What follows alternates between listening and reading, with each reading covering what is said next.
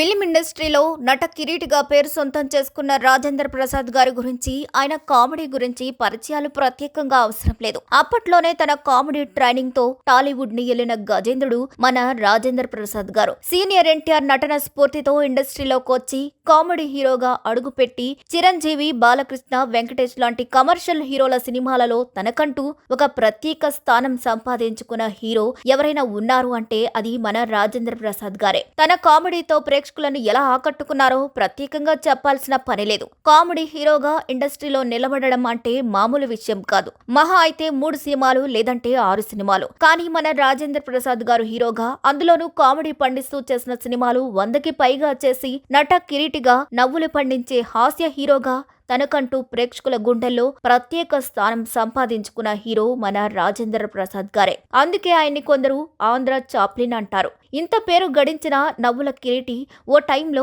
ఆత్మహత్య చేసుకోవాలి అనుకున్నారట. అసలు రాజేంద్ర ప్రసాద్ గారు ఎందుకు ఆత్మహత్య చేసుకోవాలనుకున్నారు? ఆయనకు అంత పెద్ద కష్టం ఏమొచ్చిందో మనం తెలుసుకుందాం. రాజేంద్ర ప్రసాద్ గారి నాన్న స్కూల్ టీచర్, చాలా స్ట్రిక్ట్ గా ఉండేవారట. రాజేంద్ర ప్రసాద్ గారికి ఇంజనీరింగ్ పూర్తవగానే ఉద్యోగం చేయమని చెప్పారట. చిన్నతనం నుంచి సీనియర్ ఎన్టీఆర్ గారిని చూస్తూ పెరిగిన రాజేంద్ర ప్రసాద్ గారు సినిమాల్లోకి వెళ్లి నటించాలి అనుకున్నారట. ఇంజనీరింగ్ పూర్తి చేసిన రాజేంద్ర ప్రసాద్ గారు, నాన్న నేను సినిమాల్లోకి వెళ్దామనుకుంటున్నాను అని చెప్పారట. అది నచ్చని తండ్రి కొడుకు ఇష్టాన్ని కాదు అనలేక, సరే ఇండస్ట్రీలో నువ్వు సక్సెస్ అయినా ఫెయిల్యూర్ అయినా అది నీకు సంబంధించిన విషయమే, ఒకవేళ నువ్వు సక్సెస్ కాలేదు అంటే ఇంటికి రావద్దు అని అన్నారట.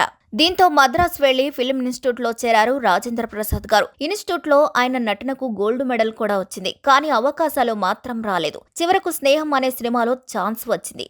ఆ సినిమా చేసిన తర్వాత అవకాశాలు రాలేదు. ఎలాగైనా సినిమాలో సక్సెస్ అవ్వాలని అవకాశాల కోసం తిరుగుతున్నా ఎక్కడా ఒక్క ఛాన్స్ కూడా రాలేదు. దీంతో నిరాశ చెందిన రాజేంద్ర ప్రసాద్ గారు, నేను పెద్ద గ్లామర్ గా ఏమీ ఉండను కదా, ఇంటికి వెళ్లిపోదాం అనుకుని ఇంటికి వెళ్లారట.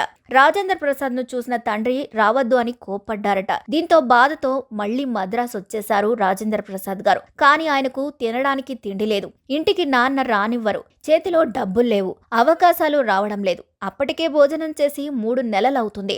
ఇక చేతిలో ఉన్న చిల్లరతో రోజుకో ఒక అట్టిపండు, ఒక గ్లాసు మజ్జిగ మాత్రమే తాగుతున్నారు. చివరకు అవి కూడా అయిపోయాయి. ఇక మరణమే శరణం అనుకున్న రాజేంద్ర ప్రసాద్ గారు ఆత్మహత్య చేసుకోవాలని అనుకున్నారట.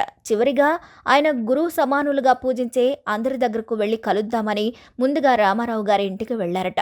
ఆయనేదో బిజీలో ఉండడంతో కలవలేకపోయారు. అలా తిరిగి చివరకు పుండరీకాక్షయ్య గారి దగ్గరకు వెళ్లారట.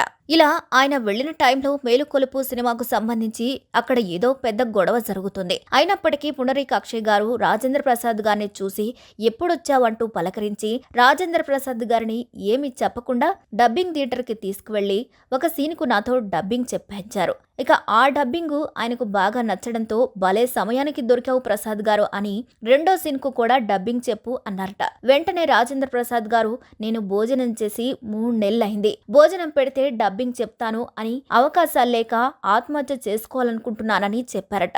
దానికి పుండరీకాక్షయ్య గారు కోప్పడి ఇంటికి తీసుకువెళ్లి మంచి భోజనం పెట్టించి రాజేంద్ర ప్రసాద్ గారికి ధైర్యం చెప్పడంతో డబ్బింగ్ ప్రయాణం మొదలుపెట్టారు రాజేంద్ర ప్రసాద్ గారు. ఇలా ఎన్నో చిత్రాలకు డబ్బింగ్ చెప్తూ అలా వచ్చిన డబ్బుతో మద్రాసులో ఇల్లు కట్టారట. ఆ తర్వాత దర్శకుడిగా వంశీతో పరిచయం అవడంతో ఆయన తీసిన సినిమాలతో హీరోగా గుర్తింపు తెచ్చుకున్నారు రాజేంద్ర ప్రసాద్ గారు. తన కామెడీ టైమింగ్ తో టాలీవుడ్ ని ఏలిన గజేంద్రుడిగా నిలిచిపోయారు. కామెడీ హీరోగా ఇండస్ట్రీలో నిలబడి కామెడీ పండిస్తూ 100కి పైగా సినిమాలొచ్చేసి నట కిరీటిగా ప్రేక్షకుల గుండెల్లో చెరగని ముద్ర వేశారు. ఆయన హీరోగా చేసిన మేడం, ఎర్ర మందారం లాంటి ఛాలెంజ్ సినిమాలతో ప్రేక్షకులకు మరింత దగ్గరయ్యారు. ఆహనా పెళ్లంట, లేడీస్ టైలర్, అప్పులప్పారావు వంటి కామెడీ చిత్రాలు చేసి ఆయనలోని నటన సామర్థ్యానికి కేర్ ఆఫ్ అడ్రస్ చేసుకున్నారు. ఇక ప్రేమ తపస్సు చిత్రంతో అతని నటన విశ్వరూపమే చూడొచ్చు. ఎర్ర మందారం, ఆ నలుగురు సినిమాకి ఉత్తమ నటుడిగా ఆంధ్రప్రదేశ్ రాష్ట్ర ప్రభుత్వం నుంచి 2 సార్లు నంది అవార్డు అందుకున్నారు రాజేంద్ర ప్రసాద్ గారు. మరి ఈ వీడియోపై మీ అభిప్రాయాలు కూడా ఖచ్చితంగా కామెంట్ ద్వారా తెలియజేయండి. మరిన్ని అప్డేట్స్ కోసం మా ఛానల్ ని లైక్ చేయండి, షేర్ చేయండి, సబ్స్క్రైబ్ చేయండి.